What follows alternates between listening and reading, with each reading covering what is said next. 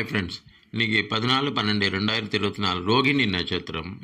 இன்றைக்கி என்ன விசேஷம்னா, பாணர், யோகி வாகனர், முனி வாகனர் என்று பல பெயர்களுடைய கலியுகத்தில் கிபி 8ஆம் நூற்றாண்டில் கார்த்திகை மாதத்தில் புதன்கிழமையில் துதியை திதியில் ரோகிணி நட்சத்திரத்தில் தேய்பிறையில் உறையூரில் நெற்பயிரின் நடுவில் அவதரித்த மகாவிஷ்ணுவின் ஸ்ரீவத்ச அம்சமாய் பிறந்த திருப்பானாழ்வாரோட திருநட்சத்திரம். அவரோட வைபவத்தை பார்க்கலாம். இவர் பெருமாளை பற்றி 10 பாசுரங்கள் அமலநாதிபிரான்ற டைட்டிலில் பாடியிருக்காரு. இவர் 3 திவ்ய தேசங்களை பற்றி பாடியிருக்காரு. அது திருவரங்கம், திருவேங்கடம், திருப்பரமபதம்.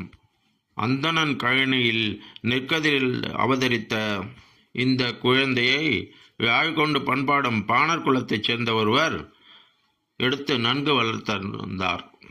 தூய உணவையை உட்கொண்டு யாழிசையில் மிகவும் தேர்ச்சி பெற்று நன்கு வளர்ந்த அந்த காலத்தில் அவர் திருமாலின் பெருமையை இசைத்து வந்தார். தன் குல ஒழுக்கத்தின்படி ஒதுங்கியே வாழ்ந்து வந்தார். பாணர் என்று பெயரிடப்பட்ட இவர் தென் திருக்காவிரியின் தென்கரையிலேயே யாழும் கையுமாக திருவரங்கன் புகழை பாடியே வளர்ந்து வந்தார். ஒரு நாள் அரங்கன் பூஜைக்கு புதுநீர் எடுக்க வந்த லோகசாரங்கன் என்ற மாமுனிவர் இவரை பஞ்சமர் என அறிந்து அகலச் சொன்னார். புகழ் பாடுவதில் தன்னையே மறந்திருந்த பாணர் செவியில் அது விழவே இல்லை. மேலும் பல அந்தணர்கள் அவரை கூவி அச்சுறுத்தியும் பாணர் அசையவே இல்லை. பிறகு கற்களை கொண்டு எறிந்து அவரை அப்போதுதான் தன் நினைவுக்கு அகன்றார். பாணர் மற்றவர்களால் துன்புறுவதை கண்ட திருமகள் பரிந்துரை செய்ய திருமால் பாணரை நற்கதி அழைக்க நிச்சயித்தார். தன் அச்சையுருவில் இரத்தம் சிந்தி பொங்கி வழியச் செய்தார். இந்த செய்தி அரசன் காது வரை போயிற்று. அனைவரும் மிகவும் வருந்தினர், கலங்கினர். அன்றிரவு லோகசாரங்கரின் கனவில் தோன்றி பாணரை லோகசாரங்கர் தன் தோளில் ஏற்றி வரும்படி ஆணையிட்டார். விழுந்து முடியாததுமாக லோகசாரங்கர் ஓடிச் சென்று காவிரி கரையோரம் யாழும் கையுமாய் தெரிந்த பாணரை கண்டுபிடித்து அவர் காலில் விழுந்து தன் தோளில் அமரச் சொன்னார். தன் குல வழக்கத்தின்படி பாணர் அதை மறுத்தாலும் அரங்கனின் ஆணையை நிறைவேற்ற அவரை வற்புறுத்தி தன் தோளில் ஏற்றிக்கொண்டு கோவிலில் பெரிய திருமால் முன்பே இறக்கிவிடப்பட்டார்.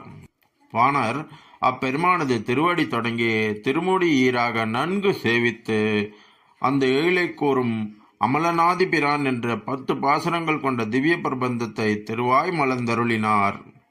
பின்பு பெரிய பெருமாளின் திருவடியின் கீழ் நீர் போல் கலந்து மறைந்தார்.